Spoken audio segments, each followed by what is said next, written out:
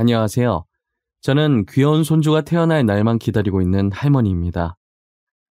살면서 자식 농사만큼 중요한 건 없다고 하잖아요. 저와 남편은 불과 몇 년 전까지만 해도 자식 농사 망했다고 좌절감에 빠져 있었어요. 하지만 시들어 있던 꽃도 희망을 잃지 않고 진심을 담아 키우면 언젠간 다시 예쁜 꽃을 피우듯 저희 자식들도 뒤늦게나마 저희의 진심을 알아주기 시작하더라고요. 저와 자식 간에 있었던 일을 이야기하리라고는 생각을 해본 적이 없었는데 그래도 제 이야기를 통해 누군가에겐 힘이 되었으면 하는 마음에 사연을 보내게 되었습니다. 제게는 티 없이 맑고 순수하며 가족밖에 모르는 바보 같은 남편이 있어요. 저와 남편은 장애인센터에 봉사로 갔다가 우연히 만나 남들과 똑같이 연애를 하고 결혼했어요. 겉모습과 하는 행동을 보면 다른 사람들과 별반 다를 게 없지만 딱 하나 보통 사람들과 다른 점이 있었죠. 그건 바로 남편의 어눌한 말투인데요. 저희 남편은 약간의 언어장애가 있지만 소통하는 데에는 전혀 문제가 없었어요. 말을 오래 하면 살짝 어눌한 게 티가 나긴 하는데 아무 말 안 하고 있으면 비장애인들과 다를 게 없었어요. 겉모습만 보면 비장애인과 구분이 안 가는 남편도 사회생활을 하며 많이 차별을 당했더라고요. 일을 못하는 것도 아니었는데 단지 말투가 살짝 어눌하다는 이유로 무시를 당했었어요. 그래서 누구보다 장애인의 아픔을 잘 이해하고 봉사를 하면서 자신보다 더 몸이 불편한 장애인들을 돌봐줬어요. 저도 같이 봉사를 다니면서 남편을 통해 많은 것을 배웠죠. 몸이 조금 불편하다는 것뿐이지 장애인도 곧 같은 사람인데 감정이 없는 게 아닐 거잖아요. 저희처럼 맛있다, 이쁘다, 좋다, 슬프다 이런 감정들을 다 느낄 거 아니에요. 가끔 장애인을 바라보는 사람들의 시선이 장애인은 우리랑 달리 감정 같은 건 전혀 못 느끼는 사람으로 보는 것 같다는 생각이 종종 들었어요. 그렇지 않고서야 어떻게 그들을 비웃고 무시할 수 있겠어요? 언젠간 장애인에 대한 인식이 바뀌었으면 좋겠고 지금보다 복지도 좋아져야 한다는 생각에 저부터라도 바뀌어보자라는 마음에 봉사도 많이 하고 기부도 종종 해왔던 것 같아요.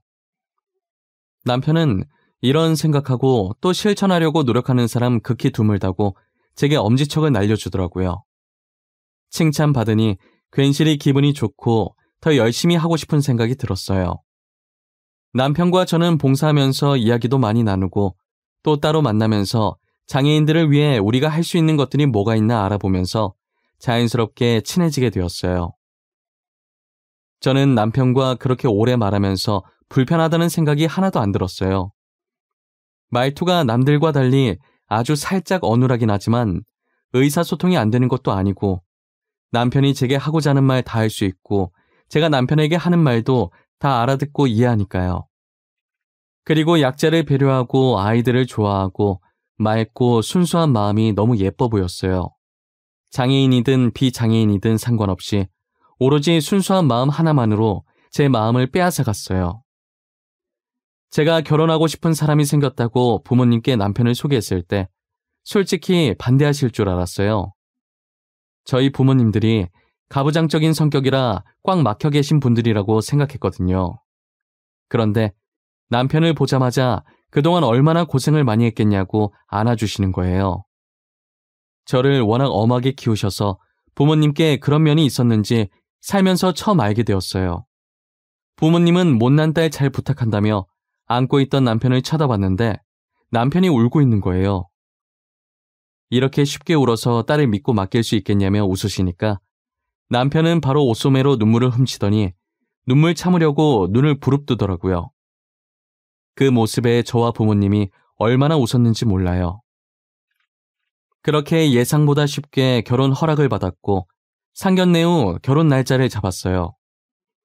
역시 청첩장을 받은 친구들의 반응은 왜 그런 남자를 만나냐는 반응뿐이더라고요.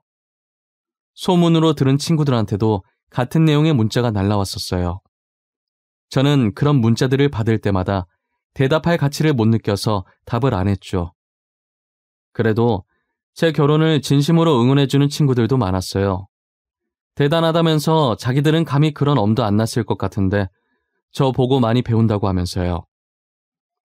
처음엔 비꼬는 건가 싶을 수 있었는데 정말 제게 한 말이 빈말은 아니었는지 그 뒤로 정말 장애인 봉사도 다녀오고 간간히 기부도 하고 그러더라고요.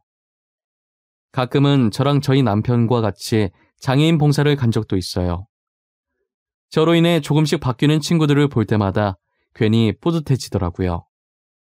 저는 지나가는 사람들이 전부 다 알 정도로 그렇게 유명한 화가는 아니었지만 제 그림을 찾는 마니아층이 탄탄하게 있어서 밥벌이를 하고도 남는 화가였어요. 원래 집이랑 작업실을 분리했었는데 작업실 가기 전 준비하는 시간이 너무 아깝더라고요. 그래서 이번에 결혼하면서 신혼집을 작업실 겸 해서 조금 큰 2층 집으로 장만을 했어요. 1층은 온전히 저희 가족 생활하는 공간으로 활용했고 2층은 제 작업실 겸 남편 작업실로 만들었어요. 남편은 당장 작업할 게 없었지만 혹시나 나중에 하고자 하는 일이 생기면 쓰라고 만들어 놨었어요. 하지만 아이들이 태어나면서 남편은 육아를 하느라 바빴고 남편의 작업실은 아이들의 놀이터가 되었죠. 집이 곧 작업실이다 보니 아들 셋을 낳고도 육아에 문제될 게 전혀 없더라고요.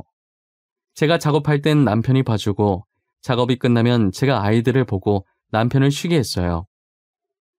남편과 붙어있는 시간이 더 길어서 아이들이 어찌나 남편을 좋아하던지 질투가 날 때도 있었어요.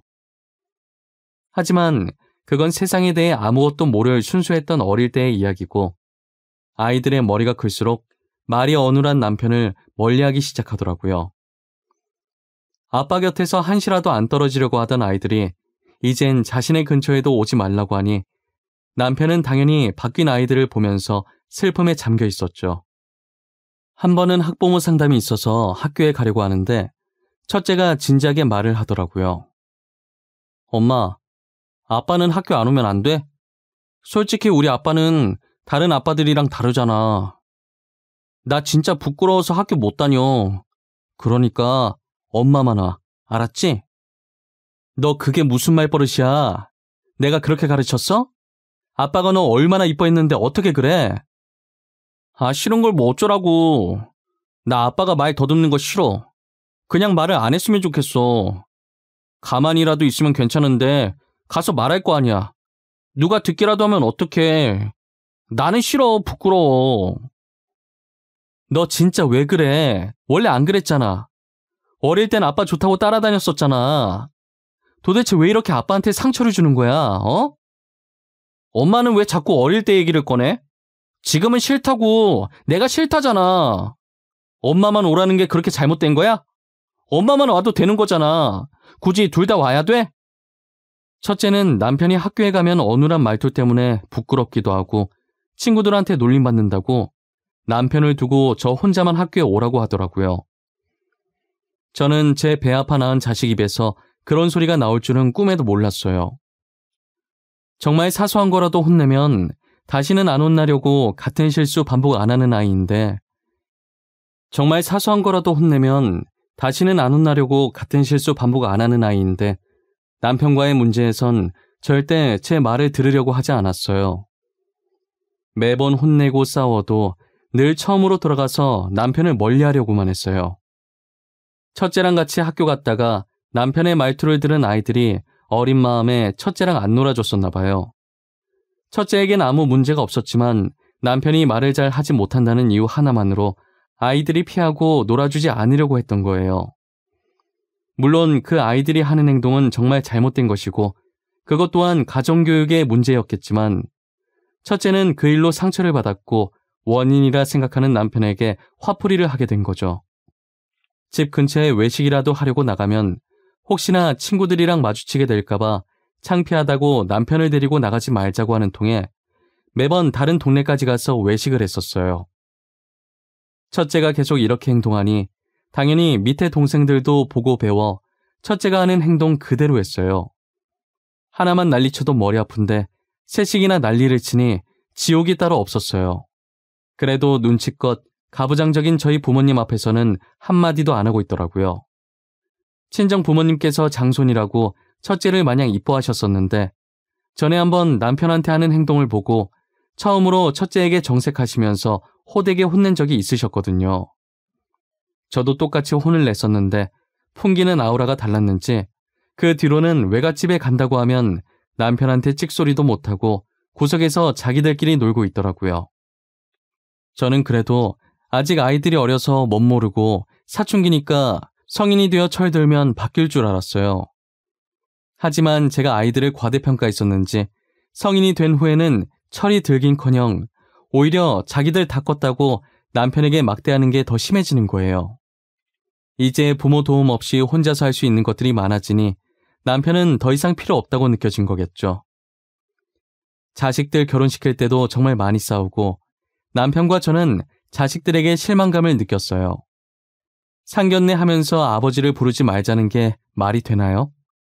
첫째는 아버지 바빠서 못 온다고 대충 말해놓을 테니 아예 오지 말라고 하고, 둘째는 남편과 똑 닮은 작은 아버지를 제 옆에 앉히겠다고 하는 거예요. 그나마 형들보다 양반이었던 셋째는 아버지 오시긴 하는데 원래 무뚝뚝해서 말이 없는 편이라고 했으니 짧게만 대답하라고, 길게 대답하면 들킨다고 신신당부를 하더라고요. 자식들 결혼시키면서 저희가 이렇게 심적으로 힘들고 상처받게 될 줄은 몰랐어요. 그 상황에도 남편은 허허하면서 바보같이 자식들이 하자는 대로 해주자고 하는 거예요. 괜히 자신이 고집부려서 상견례 갔다가 결혼 못하게 되면 그 원망 누가 다 듣겠냐고 하면서요.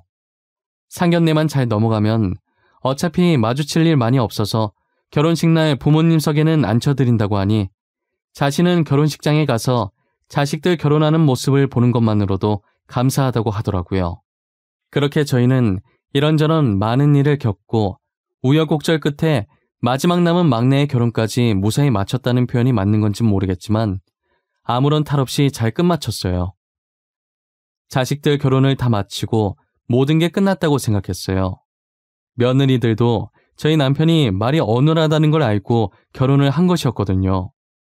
그래서 이제는 조금 편하게 살 수 있지 않을까 했어요. 저희 자식들 중에 막내가 제일 먼저 저희에게 손녀를 안겨주었어요. 저희는 혹시나 사돈이랑 마주칠까봐 사돈이 가신 후에 보러 갔어요. 눈은 저희 아들을 닮고 나머지는 막내 며느리랑 똑 닮은 것이 너무 이쁜 거예요. 저는 손을 씻고 아이를 안아들었고 남편도 아이를 안아보고 싶어서 손을 씻고 기다리고 있었어요. 아이는 저를 보기 위해 눈을 뜨려고 안간힘을 쓰는데 어찌나 예쁜지 몰라요. 그렇게 제가 몇 분 정도 안고 있다가 남편에게 아이를 넘겨주려고 하는데 물을 떠오던 막내 아들이 그 모습을 보고 물을 내려놓더니 기겁하면서 달려오더라고요. 남편은 아직 애를 제대로 안아보지도 못했는데 막내 아들이 순식간에 아이를 낚아챘어요. 아, 아버지, 그렇게 애를 막 안으시면 어떡해요. 태어난 지 얼마 안 돼서 면역력도 약한데 애한테 병균 옮으면 어쩌려고 그래요. 왜 이렇게 생각이 없어요? 미안하다. 근데 나 손 씻었어. 비누로 깨끗하게 씻고 아이 안은 거야.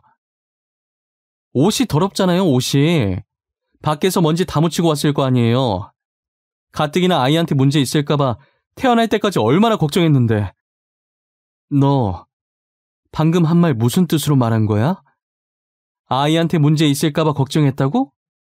무슨 문제 때문에 걱정한 건데? 혹시 내가 생각하는 그런 거 아니지? 어머니가 생각하는 거 맞아요. 혹시나 우리 애한테도 장이 있으면 어쩌나 걱정했어요. 유전일 수도 있는 거잖아요. 저희는 운 좋게 아니었지만 저희 딸은 그럴 수도 있잖아요. 오빠, 부모님한테 말을 왜 그렇게 해? 내가 저번에도 그렇게 얘기하지 말라고 그랬지. 왜 계속 아버님을 못 살게 굴어, 어? 아이 일이네. 오빠도 아이 만지지 마. 내가 낳은 아이야. 막내 아들이 하는 얘기를 들으면서 얼굴이 점점 붉어지던 막내 며느리는 결국 못 참고 한 소리를 한 뒤 막내 아들에게 안겨있던 아이를 뺏어 들었어요. 남편에게 사과하기 전까진 아이 못 만지게 할 거라고 하니 어쩔 수 없이 사과를 하더라고요. 진심이라는 건 눈꽃만큼도 찾아볼 수 없는 사과였지만요. 그래도 저희는 막내 며느리 덕분에 손녀를 마음껏 볼 수 있었어요. 막내 며느리가 매일같이 저희 집에 놀러와 저희에게 손녀를 보여주었거든요. 그러다 한 번은 막내 며느리가 짐을 싸서 저희 집으로 온 거예요. 아니, 아가, 이게 무슨 짐들이야? 너 혹시 지혁이랑 싸운 거야? 그래서 집 나온 거니? 그래? 내 말이 맞아? 저 당분간만 어머님, 아버님이랑 지내도 될까요? 저 오빠 버릇 고칠 때까지 집에 안 들어가려고요. 아이도 오빠한테 맡기고 왔어요. 도대체 무슨 일인데 그래? 아이까지 두고 올 정도로 심하게 싸운 거야? 무슨 일로 싸웠는지 나한테 말해봐. 들어보고 내가 도울 수 있는 일이면 도와줄게. 오빠가 아이 데리고 여기 오는 거 싫어하는 거예요. 저는 같이 아이 봐주셔서 좋은데. 그래서 화나서 당분간 나가 있겠다고 혼자서 애 잘 키워보라고 하고 나와버렸어요. 그래서 그렇게 짐 바리바리 싸들고 여기로 찾아온 거야? 혹시 매일 와서 그런 건가? 그럼 일주일에 한 번 오겠다고 말 잘해보지 그랬어. 그게 사실 아버님이랑 아이랑 같이 있는 걸 안 좋아해서요. 자꾸 이상한 소리 하면서 아버님이 아이 못 만지게 하라고 하잖아요. 그래서 짜증나서 싸웠어요. 막내 아들은 막내 며느리가 아이를 데리고 저희 집에 가는 것에 불만을 품었어요. 정확히는 저희 남편이 아이를 만질까봐 난리 법석이었던 거죠. 마치 남편을 손만 닿아도 병에 걸리는 전염병 환자 취급을 하고 있더라고요. 도대체 나이를 얼마나 더 먹어야 정신을 차릴까 싶었어요. 막내 며느리는 그동안 아이 보느라 지쳤었는데 휴가라고 생각하고 여기서 쉬겠다고 하더라고요. 저는 아무 생각하지 말고 편하게 있고 싶은 만큼 있다가 가라고 했어요. 집에 며느리가 있는 거랑 없는 게 차이가 꽤 크더라고요. 어찌나 친딸처럼 살갑게 저희를 대하던지 이래서 딸을 낳아야 하는구나 싶었다니까요. 아무래도 며느리가 제 친딸은 아니니 어느 정도 벽이 있기 마련인데 막내 며느리는 전혀 없었어요. 혼자 장 보러 가려는데 괜찮다고 해도 계속 같이 가겠다며 옆에 붙어서 쫑알쫑알 말동무도 해주고 짐 많으니까 자기가 더 무거운 짐 들겠다고 제가 계산하고 있을 때 먼저 짐 들고 저만치 가 있더라고요. 막내 며느리 하나 집에 들어왔을 뿐인데 남편과 둘이 살 때와는 완전 다른 분위기였어요. 막내 며느리는 부모님께서 조부모님을 모시고 살고 계셔서 어릴 때 조부모님과 함께 지냈다고 하더라고요. 어릴 때 할머니, 할아버지와 함께 살아서 그런가 어른 공경할 줄 알고 기본이 되어 있는 아이였어요. 막내 며느리 얘기를 듣는데 우리 아들들도 친정 부모님께 맡겼다면 막내 며느리처럼 남편도 잘 챙겨주고 올바르게 잘 자라주지 않았을까 하는 생각이 잠깐 들었어요. 막내 며느리랑 같이 지내면서 저와 남편을 친부모님처럼 챙기는 모습에 저런 아이가 제 친딸이었으면 얼마나 좋았겠나 싶었던 적이 한두 번이 아니었죠. 그런데 무슨 바람이 불었는지 막내 아들도 짐을 싸서 저희 집으로 들어오겠다고 하더라고요. 조만간 자기 집에 있던 가구들도 올 건데 여기 있는 거 오래된 거라 버리고 자기 집에서 쓰던 것들 얼마 안 된 것들이니 그걸로 갈아치우자고 하면서요. 달라진 막내 아들을 보고 며느리는 웃고 있었고 남편과 저는 당황해하고 있었어요. 너 갑자기 뭐야? 며느리 데리러 온 게 아니라 우리랑 여기에 같이 살겠다고? 너가? 우리랑? 왜? 언제는 네 딸 만지는 것도 싫어하더니? 그동안 죄송했어요. 집사람이 그러고 간 뒤로 많이 생각했어요. 그동안 제가 두 분께 상처만 준 것 같더라고요. 정말 반성 많이 했어요. 어머님, 저희 여기서 살아도 되죠? 오빠도 살고 싶다잖아요. 저는 어머님이랑 아버님이랑 같이 사는 거 너무너무 좋아요. 나와 네 아버지는 상관없는데 너네가 불편하지 않겠니? 둘이 화해한 것 같은데 그냥 둘이서 재미나게 살지 그래. 우리는 괜찮아. 에이, 뭐가 불편해요. 저희는 하나도 안 불편해요. 오빠도 결혼 전까진 여기서 살았는데 불편할 게 뭐 있겠어요. 그리고 저는 이렇게 같이 사는 게 더 재밌어요. 막내 며느리는 제게 팔짱을 끼면서 같이 살게 해달라고 애교를 부리더라고요. 저야 같이 살면 시끌벅적한 게 사람 사는 집 같고 좋지만 아이들이 불편할까 걱정이었어요. 아이들은 불편할 것 하나 없다고 같이 살겠다고 하길래 못 이기는 척 그러라고 했죠. 도대체 막내 며느리가 어떻게 꼬등인 건지 모르겠지만 막내 아들이 많이 달라졌더라고요. 아직은 어색하지만 먼저 남편에게 다가가서 과일 건네고 목욕탕도 같이 가는 거예요.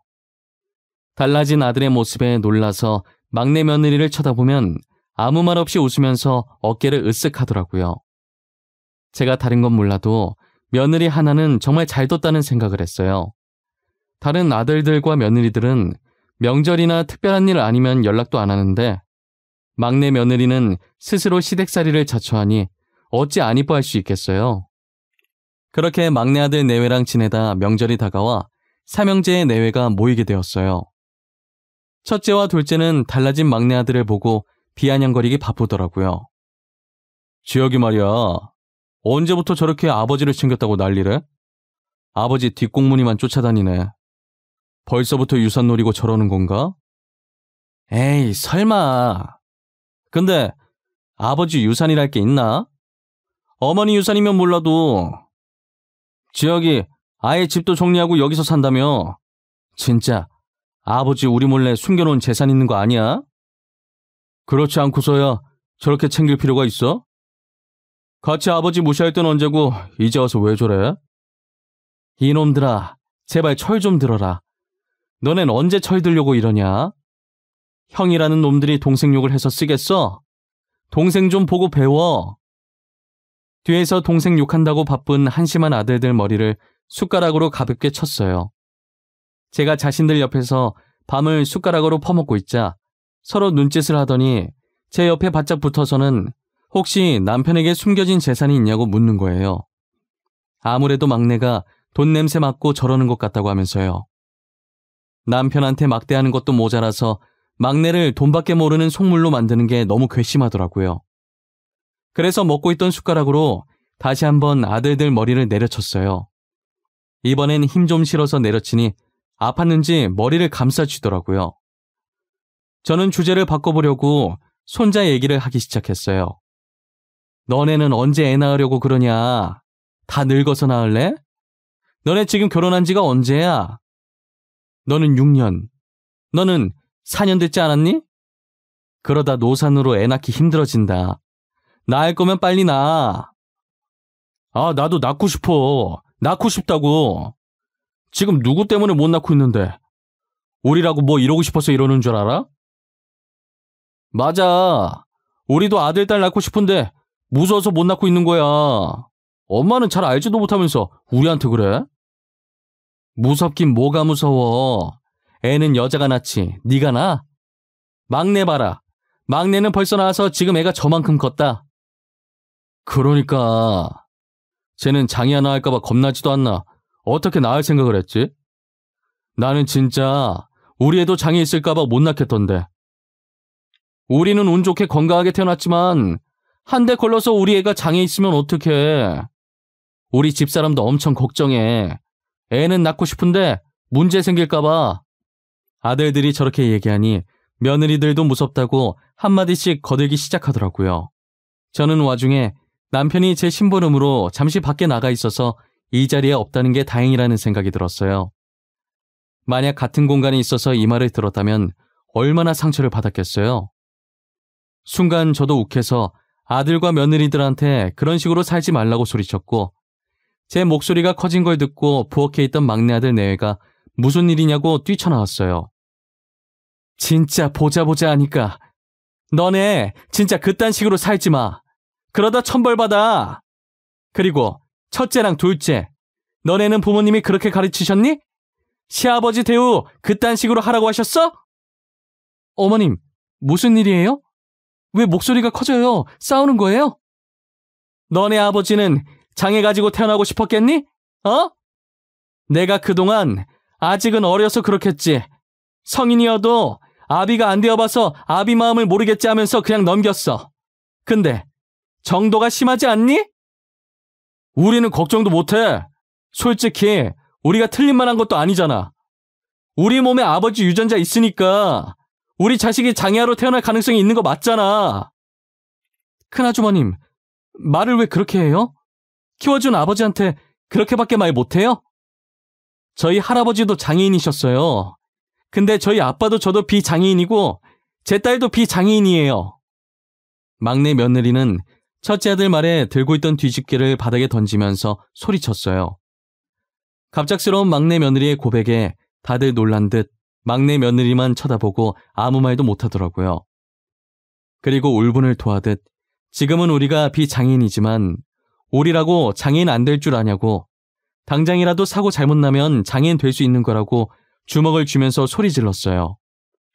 서열로 보나 나이로 보나 막내인 셋째 며느리가 자신들에게 삿대질하면서 소리를 질러도 맞는 말뿐이니 첫째, 둘째 아들 내외들이 아무 말도 못하더라고요.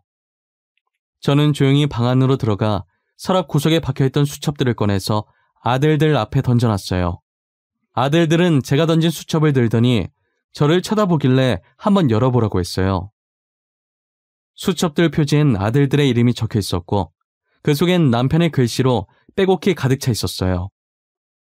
그 수첩엔 아들들이 태어난 직후부터 성인이 되어 결혼할 때까지의 육아일기가 적혀 있었어요.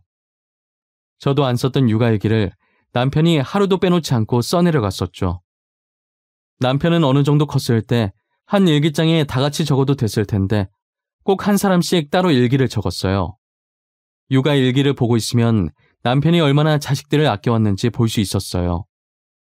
늘 자신에게 모진 말을 하던 못난 아들들이지만 부모가 아니면 누가 자식의 투정을 받아주겠냐며 그렇게 남편은 자기 가슴이 멍들고 있는 줄도 모르고 항상 아들들 생각뿐이었어요. 첫째와 둘째 아들은 수첩을 읽어 내려가며 조용히 눈물을 흘렸어요.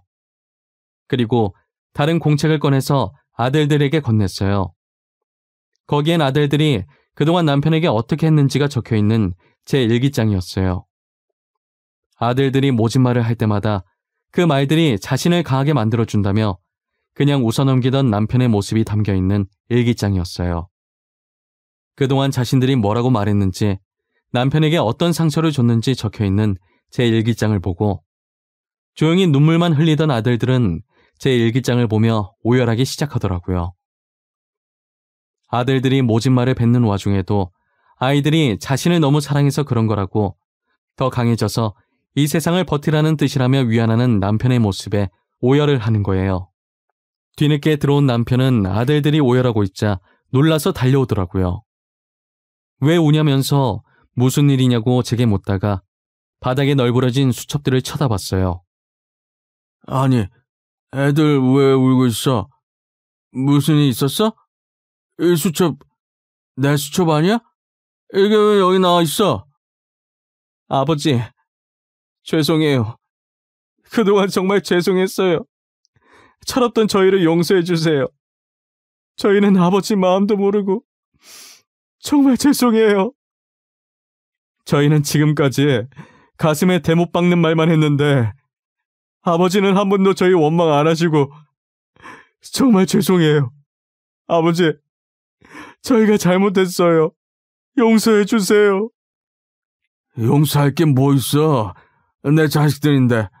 나는 너희들 미워했던 적 단 한 번도 없었어. 그러니까 너네는 용서 구할 일 없었던 거야.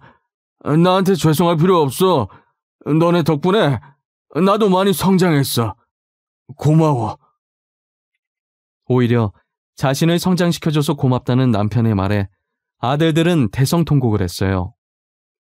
남편은 미소 짓더니 괜찮다고, 울고 싶을 땐 울라고 하면서 우는 아들들을 안아주었어요. 며느리들도 눈치를 보다가 머뭇거리면서 남편에게 죄송하다고 하더라고요. 결국 며느리들도 눈물을 흘리고 저희 집은 명절 음식 만들다 울음바다가 되었어요. 명절이 지나고 평소에 한 번도 연락 안 왔던 아들들에게 하루에 2번씩 전화가 오더라고요. 오전엔 아침은 먹었는지, 오늘 뭐 할 건지, 저녁엔 저녁은 먹었는지, 오늘 뭐 했는지, 이렇게 2번씩 꼬박꼬박 저희 안부를 묻곤 했어요. 아들이 전화 오면 뒤엔 며느리들한테 안부 전화가 왔어요. 그리고 얼마 지나지 않아서 첫째 며느리가 임신을 했더라고요. 둘째 며느리도 임신하려고 열심히 준비하고 있다고 하고요. 요즘은 아들과 며느리가 효도 대결이라도 하는 듯 번갈아 가며 전화가 오고 있어요. 확실히 예전보다 저희 집 방문하는 횟수가 많아졌고요. 남편과 제가 20년 넘게 기다려온 행복이 이렇게 찾아오네요. 오랜 시간이 걸렸지만 오래 걸린 만큼 저희의 행복도 길게 갔으면 좋겠어요. 저와 남편은 요즘 장손 맞을 준비하느라 바빠요. 아직 태어나려면 2달 정도 남았지만 첫째 며느리가 저와 남편을 데리고 아기용품 사러 다니느라 바쁘네요. 저희를 이렇게 잘 챙겨주는 모습을 보니 아들들과 며느리들에게 너무 고마워요. 제 긴 이야기는 여기서 끝내보려고 합니다. 지금까지 들어주셔서 감사하고 제 사연을 들으시고 부모님이 생각나셨다면 당장 전화해서 사랑한다고 말해보는 게 어떨까 싶네요.